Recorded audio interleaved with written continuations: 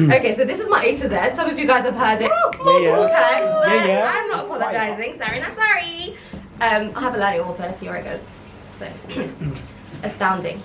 Alive amongst abhorrent beasts, begrudgingly bestowing breadcrumbs beneath bountiful buffets before us beggars because capitalism creates catastrophes.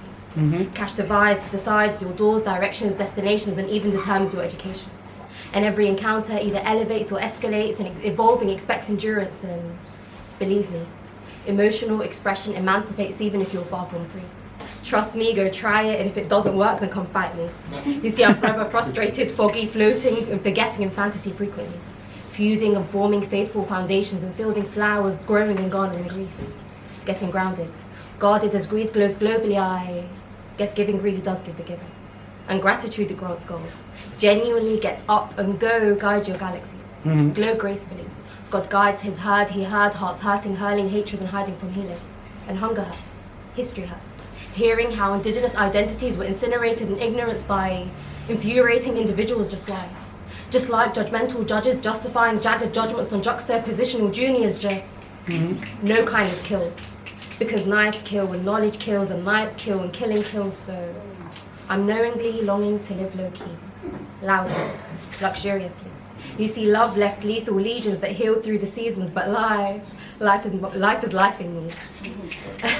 And I'm managing more time as my mind manifests magically melancholic moments and memories meander and move me. Meanwhile, mother managed my nonsense. Now I'm navigating through Neverland, no longer saying I never needed nobody and narrowly neglecting negative narratives and noticing that nature nurtures only once he's obeyed and our offerings are obstructed over oil occupations on our oceans of plastic. People, please persist in patterning our planet. And I'm praying that pain passes as a passenger in this portal of Poundland possibilities, praying for Palestine and praying for patience and practicing quality and quantity, querying, questing and questioning reality. Realizing that reefer reverses rage and red roses rarely repair ruined relationships in a realm where rain rattles repeatedly, so respectfully, speak softly. She's someone who solemnly saw starry skies. All she did was smoke spliffs and sigh, soldiering, shouldering a sunken soul, signaling silent suffering. You see, suicide sometimes sounded like a solution. But sharing scared her sadness and she spoke up and served her saviors. She shook Shakespearean serpents, sliding slyly from the truth that turns tables. Testify. Because trapped trauma turns towns ugly. Underachieving is ungodly. And unhinged, unconscious urges unhinge us unconsciously. And that's how much I know, so I'm gonna go to my phone for the rest. I got up to you, it's an improvement, we got there. Where are we? Oh, there we go.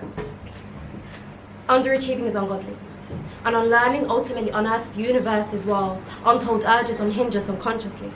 Understanding utopia is unrealistic in this universe, so dig inside you and embrace the unplanned and again understand that virtues and values speak before you've spoken visibly. And if I'm being truthful to my higher self, then really vying for verification and validation vexes me. I'm very much a voyaging vintage vagabond, vibing in vivid, vibrant visuals on vague vacations and visiting vulnerability via a vocal vortex whilst weaving it in with warriors in their wicked webs. Wondering where weary and wounded wolves and warriors went when they wept. Wondering when will I stop being watery-eyed when watching Wally, and wondering when will I receive my worthy welcome. But in a world full of xenophobes that look at different folks like aliens from books of xenealogy, Ziantic shades may not even pass the X-ray test, so all that's left is to fight with Zyod-shaped tongues. Of our Azeric ancestors of yesterday who are yielding and yearning for their Yakuza youth that was yanked from them by the Yankees and their fucking fake truths. And I'm also coming to realize that being young was tough, but being an adult, there's no more yesterdays. Just more yawning, yelling, yo-yo diets and YouTube yoga. Chasing the yens, yet struggling to find zen in a world of Zoom meetings and trapped animals in zoos and money-hungry zombies with zero zest for life. Sadly, zones continue to divide us from Zion on Palestine is still under Zionist terror, and I'm praying for its freedom and praying for it to continue to bless me with Za'atar on my tongue. Guys, if you haven't tried Za'atar, I'd really recommend it. And now I'm zigzagging my way through life and wondering, now that I've rhymed my A to Z, maybe really there's no limit to my vocabulary. Thank you.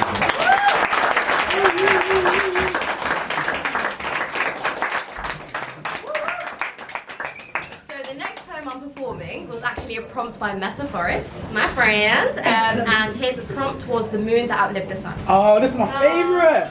Are you bringing this one up? Hang on, make me emotional. So, the moon that outlived the sun. The night sky tugs at our heartstrings. In their most naked states, their echoes ring, transcending barriers, reaching heights, decorating its starry sights. Our souls have a fling with the night sky's burning blink. The spiritual state that our beings erupt into by enchantment that nighttime brings make me certain that darkness came in question before light was ever a thing. The night held sacred our vows and promises. Sweetness that penetrates centuries of sacred prayers, lovers reuniting with him with their disclosed spiritual affairs, and solitude that serves the highest of companies. He told you, if you walk to me, I'll run to you, and as silent dwellers of the night operate on higher frequencies when darkness sprinkled with spotlight is what they yearn for. You can't admire the sun the way you adore the moon equally.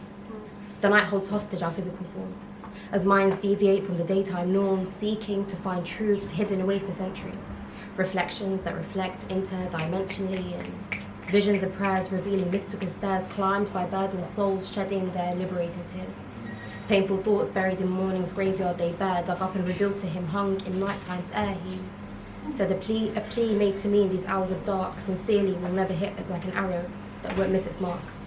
And closeness in these hours and the journeys you embark, they make worldly joys lose their temporary spark. When even sparking up loses its spark, I pray you turn to the highest for healing and guidance.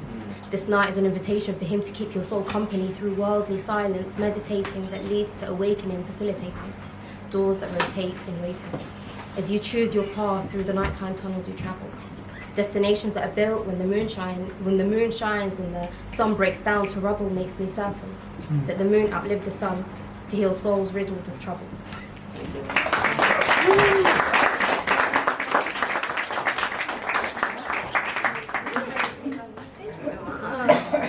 Thank you for reading that one. It's okay.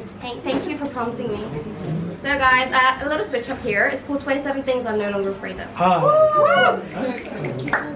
27 things I'm no longer afraid of. Oh, it's 27 by the way because I'm 27. 27 things I'm no longer afraid of. 1, the mirror. 2, my mum. 3, falling. Like literally tripping on nothing and getting laughed at because falling in love still scares me, and that's a fact for losing. You see, I'm afraid that I won't win. No, losing. Afraid that I won't win is no longer one because through losing I sometimes won, and this taught me 5. To never be afraid to admit when I'm wrong. 6, missing out on fun. See, FOMO is real, but Instagram isn't. And when I used to see motives I wasn't invited to, I used to feel misunderstood or just different.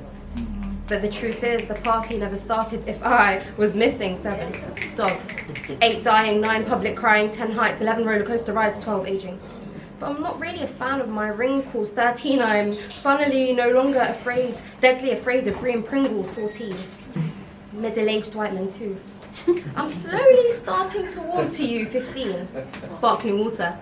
I'm ready to join the bourgeoisie. 16, darkness. I'm less afraid of darkness than I used to be because I learned about the darkness inside of me, but I spent enough times in the shadows to appreciate the view. 17, spiders. Please don't kill them. They're more afraid of you than you are of them, and that's the truth. 18, changing my mind. You see, fluidity is fine, and I've learned to embrace the storm that is my life. I just pray that I stay protected by the divine. 19, Chinese food. Who knew? 20, talking to dudes. 21, solitude. 22, my light. You see, my light used to shine so bright, so I used to dim it down not to steal the view. But I've recently learned to give some time for me too. 23, the future. 24, sour Skittles. 25, breaking. Breaking plates, breaking glasses, breaking egos, let it all shatter. 26, publicly speaking my truth. Because 27, I'm no longer afraid of all of you.